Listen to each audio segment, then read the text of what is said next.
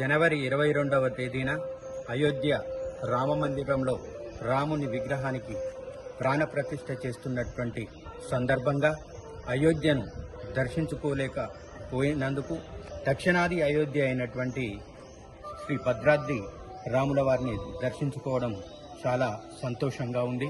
ఈరోజు కనుమ పండుగను పురస్కరించుకొని మేము రామ మందిరంకి రావడం చాలా చాలా చాలా సంతోషంగా అదృష్టంగా భావిస్తున్నాను.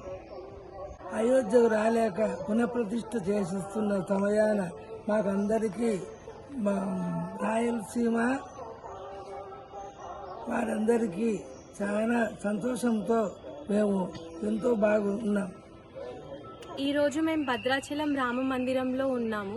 జనవరి 22వ తేదీన శ్రీరాముడి విగ్రహానికి ప్రాణప్రతిష్ఠ జరుపుతున్న సందర్భంగా మేము అయోధ్యకి వెళ్ళలేని సందర్భంలో ఇక్కడ దక్షిణాన ఉన్న రామ మందిరంలో రాముడి దర్శనం జరుపుకుంటున్నందుకు చాలా సంతోషంగా భావిస్తున్నాము.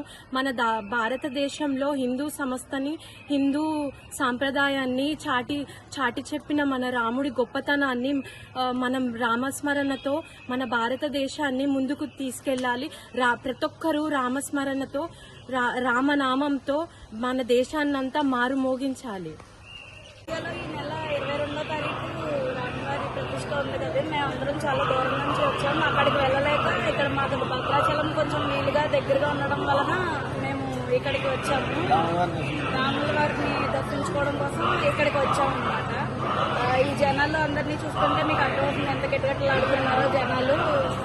చాలా రద్దీగా ఉంది. రామనామం పేరుగా అందరూ రామతత్వంతో ఉన్నారు అందరూ. అక్కడికి వెళ్ళలేక మేము ఇక్కడికి దగ్గరగా ఉండడం వలన, భద్రాచలం మాకు వీలుగా ఉండడం వలన మేము ఇక్కడికి వచ్చాము ఈరోజు దర్శనానికి. మేము భద్రాచలం సందడిలో ఉన్నాము. చాలా రద్దీగా ఉన్నది. ఈరోజు పండుగ సీజన్ కాబట్టి కనుమ పండుగ శుభాకాంక్షలు అందరికీ కూడా. క్యూ లైన్లో చాలా రద్దీగా ఉన్నది. దైవ దర్శనం చాలా బాగా జరుగుతుంది.